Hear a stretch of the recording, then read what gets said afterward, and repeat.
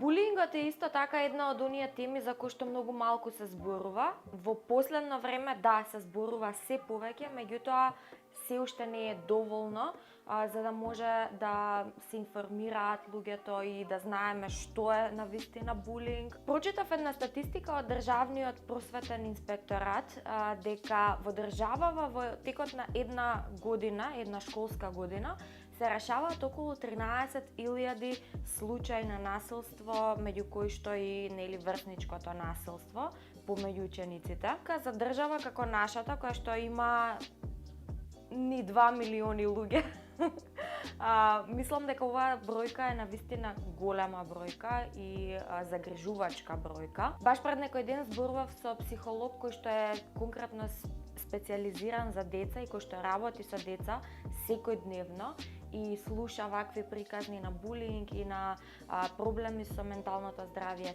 секојдневно. И таа ми рече, јас сум толку изнервирана од се што се случува и од сите приказни што ги слушам. Како може на мали деца да им се случува тоа? Како може да им текнува такви работи да прават?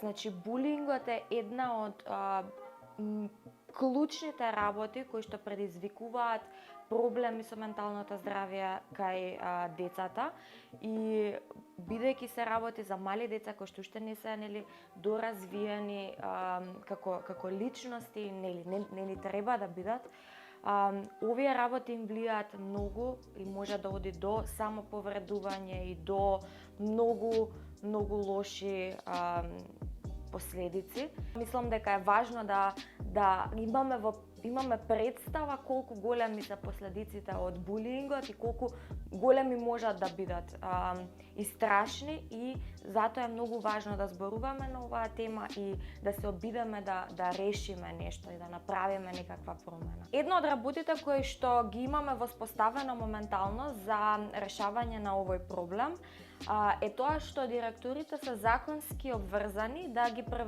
пријавуваат сите случаи на насилство и секој оној кој што ќе се пожали да или ќе направи некаков булинг или некакво насилство, ќе биде пријавен во на надлежните институции. Според мене, да, добро е да имаме некаква поставена основа на тоа дека доколку направиш некакво насилство и направиш нешто, да, ќе сносиш одговорност за тоа, без разлика дали си дете или возрастен или што и да. Меѓутоа, ова е еден начин како отпосле да се казнува, откако ќе се случи нештото и откако можеби ќе предизвика и лоши последици кај некого. Според мене треба повеќе да се обрне внимание на превенција, значи да одиме на тоа да не се случи, и да не се обрнуваме толку многу на тоа да ги казнуваме, туку да го фатиме проблемот, да го скратиме од корен, односно уште пред да се случи да работиме на превенција. Оние кои што ме следат подолго време знаат дека летово бев на програма во Америка. Basically што правевме, одевме низ цела Америка и разговаравме со најразлични луѓе, професори, декани, луѓе од правниот систем и еден куп различни профили на луѓе. Зборувавме за булинг, зборувавме за тоа како тие таму го решаваат, зборувавме за тоа како се решава низ цела Европа и зборувавме за тоа што можеме понатака да направиме за да се реши овој проблем. Клучна една работа која што ја увидов дека е различна помеѓу Америка и овде, меѓу другото, е тоа дека начинот на кој што они се справуваат со булингот, еден од начините е тоа што секој возрастен во училиштето знае и е обучен како да се справува со ситуација на булинг или на некакво насилство, меѓуврсничко. Значи зборуваме од професорите, од чистачките, од чуварите, од оние возачите на нивните school buses. Значи сите возрастни во училиштето се обучени, значи поминале низ некаква обука за да можат да се справат или да знаат како да изреагираат во вакви ситуации. Во нашава држава вакво нешто немало никогаш. Зборував и со друг психолог кој што работи баш и со професори и по школи. Значи ваква работа потврдено немало. А исто така и на Инстаграм неколку луѓе ми имаат пишано за ситуации каде што наставник овде кај нас, наставник е во училницата и пред него се случува некаков булинг, се случува нешто, меѓутоа наставникот си ја врти главата на другата страна, се прави како тоа да не се случува затоа што најверојатно не знае како да изреагира и не знае како да го реши тој проблем, да се справи со таа ситуација.